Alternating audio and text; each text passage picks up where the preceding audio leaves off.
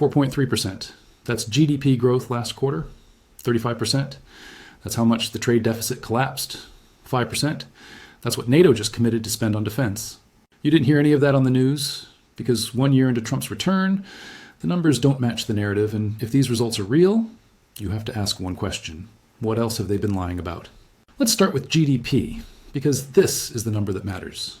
Gross domestic product, the total value of everything America produces, the single best measure of economic health. In the third quarter of 2025, it grew at 4.3%. Let me put that in context. Under Biden, at the same point, 3.3%. Under Obama, 1.8%. Under Trump's first term, 3.2%. 4.3 is the highest third quarter growth since 2023. And economists didn't see it coming. The Bureau of Economic Analysis, the official government source, said the growth was driven by consumer spending, exports, and a shrinking trade deficit. Read that again, a shrinking trade deficit. The exact thing Trump said his tariffs would accomplish. But here's the number they really don't want you to see. The Atlanta Federal Reserve, not a Trump agency, not a political organization, projects fourth quarter growth at 5.4%. 5.4. Commerce Secretary Howard Lutnick went to Davos last week and said America's $30 trillion economy will exceed 5% growth in the first quarter of 2026. By the end of 2026, he said, you're going to see 6% growth from the United States of America. 6%. That would be the fastest sustained growth since the post-pandemic recovery. And this time, it's not a bounce back from shutdowns, it's structural. Now let me show you why. The trade deficit. For decades, America has bought more from the world than it's sold. Hundreds of billions of dollars flowing out every year, factories closing, jobs leaving, wealth transferring overseas. Every president talked about fixing it. None of them did. Trump said tariffs would work. The experts laughed. The economists warned of disaster. The media called it reckless. 1 year later, the trade deficit hit $29.4 billion in October, the lowest since the second quarter of 2009. That's not a small improvement. That's a 39% drop from the previous month alone. The monthly deficit peaked at $136 billion in March, right before the tariffs kicked in. Companies were panic importing, trying to beat the deadline. By September, it was $52 billion. By October, $29 billion. The White House put out a statement in December. Trump tariffs work, trade deficit plummets to 5-year low. And here's the detail that matters most. The trade deficit with China, America's biggest economic rival, narrowed to its second smallest since 2009. Chinese imports to America fell by 20 to 25%. American exports up 6%, the second highest on record. Trump said he'd rebalance trade. They said it was impossible. The numbers say otherwise. Now here's what the critics won't tell you. They'll say tariffs raised prices. They'll say consumers are paying more, and some of that is true. The effective tariff rate is higher than it's been since 1935. But here's what they leave out. Tariff revenue in 2025 hit $264 billion. The highest in modern history.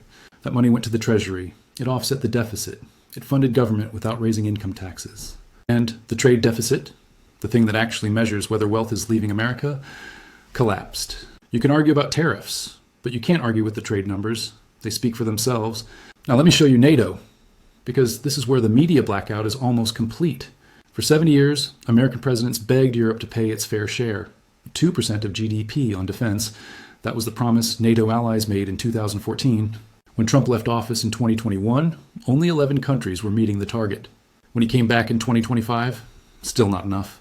So Trump did what Trump does. He threatened. He said 5%, not 2, 5.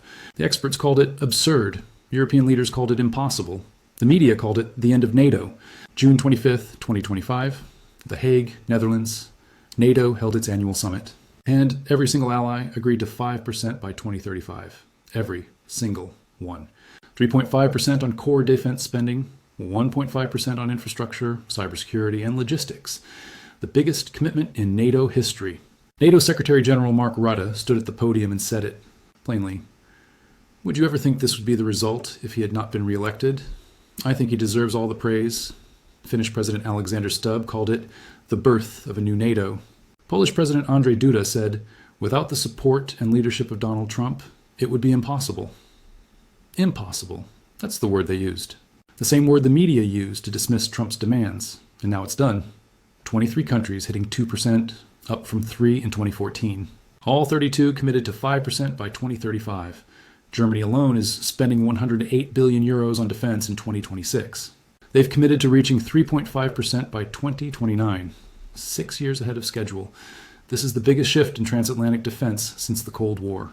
And when's the last time you saw it on the front page? Now let me show you what happened to energy prices, because this one hits your wallet directly. When Trump took office, gas was averaging around $3.40 a gallon. By November 2025, it was $3.23. By January 2026, it was below $3 in 43 states, the lowest in nearly 5 years. The White House says it's the result of unleashing American energy production, expanding drilling permits, rolling back regulations that choke supply. Critics say it's global oil prices, OPEC decisions, market forces beyond any president's control. Fine, argue about the cause, but the voter filling up their tank doesn't care about OPEC policy papers. They care about the number on the pump, and that number is down. Now let me show you what's coming in April. The One Big Beautiful Bill Act, signed on July 4th, 2025, the largest middle-class tax cut in modern American history. No tax on tips, no tax on overtime, no tax on Social Security benefits, expanded child tax credits, boosted standard deduction, permanent extension of the 2017 tax cuts. And here's the part that's about to hit. Treasury Secretary Scott Bessent went on a podcast last month and said something remarkable. I can see that we're going to have a gigantic refund year. In the first quarter, working Americans did not change their withholdings. Translation: most people are still paying taxes at the old rate, but the new law applies retroactively to 2025. When they file this spring, they're getting money back. Bessent estimated $1,000 to $2,000 extra per household. The Tax Foundation, a nonpartisan group, confirmed it. Refunds will be larger than typical in the upcoming filing season because of the One Big Beautiful Bill Act's tax cuts, largest refunds in history, hitting bank accounts right before the midterms. And here's what connects all of this. GDP up, trade deficit down, NATO paying, gas prices falling, tax refunds coming.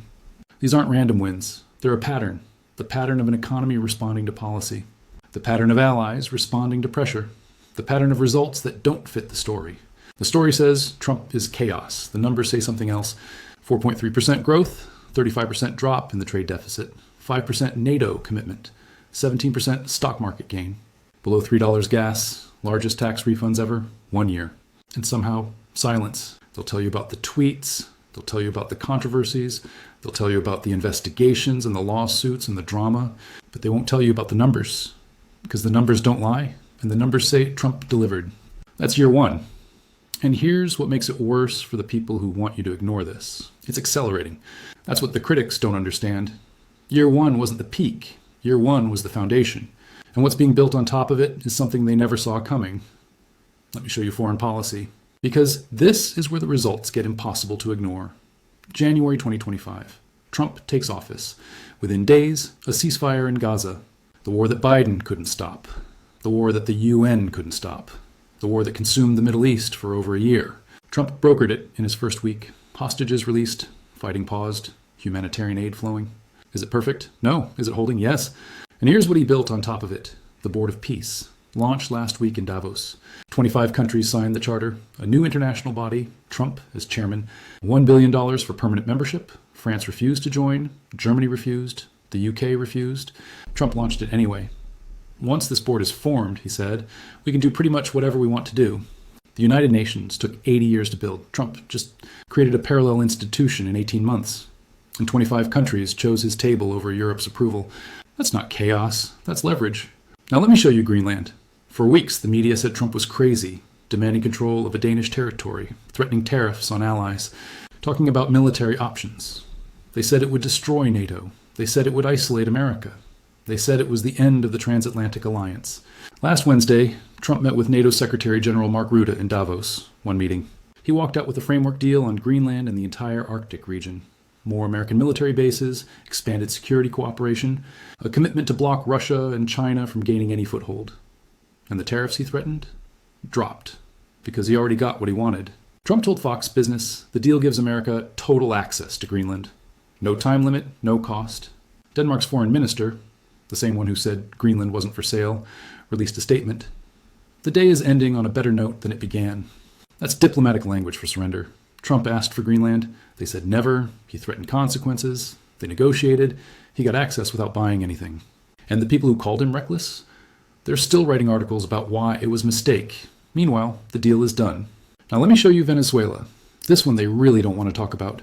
January 3rd, 2026. American Special Forces conducted an operation in Caracas. They captured Nicolas Maduro, the dictator who ran Venezuela into the ground for a decade, the man who starved his own people while sitting on the largest oil reserves in the Western Hemisphere. Captured, extracted, brought to the United States to face charges. Trump announced it himself. We got him. And then he announced something else. 50 million barrels of Venezuelan oil, extracted and split with the new government. Venezuela is going to do fantastically well, Trump said. The same Venezuela that was a failed state 6 months ago. The same Venezuela that sent millions of refugees across the hemisphere. Now it's cooperating with Washington, opening its oil fields, stabilizing under American influence. Is it messy? Yes. Is it controversial? Absolutely. But here's what it's not. It's not weakness. For years, American presidents issued statements about Venezuela, sanctions, condemnations, strongly worded letters. Maduro laughed. He stayed in power. He kept starving his people. Trump sent helicopters, and now Maduro is gone. That's the difference between talking and doing. Now, let me show you the number that explains why all of this connects. 85. That's how many Americans were detained abroad when Trump took office. Hostages, political prisoners, people rotting in foreign jails while their families begged for help. 1 year later, the State Department says 85 Americans have been released. 85 families reunited. And you probably can't name a single one because the media doesn't cover wins, they cover conflict. They'll spend a week on a controversial tweet. They won't spend a minute on a hostage coming home. That's the filter. That's what they don't want you to see. Results. Now, let me show you what's coming next. The Supreme Court is about to rule on Trump's tariff authority. The case is called Learning Resources versus Trump. It challenges whether the president can use emergency powers to impose tariffs without congressional approval. If Trump wins, his entire trade agenda is locked in. The tariffs stay, the revenue keeps flowing, the trade deficit keeps shrinking. If he loses, he has backup options. Section 232, national security provisions, other laws that let presidents restrict imports. But here's what the experts are missing. Even if the court limits his authority, the leverage has already worked. China's exports to America are down 25%. The trade deficit is at a 16-year low. NATO is committed to 5%. 25 countries joined the Board of Peace.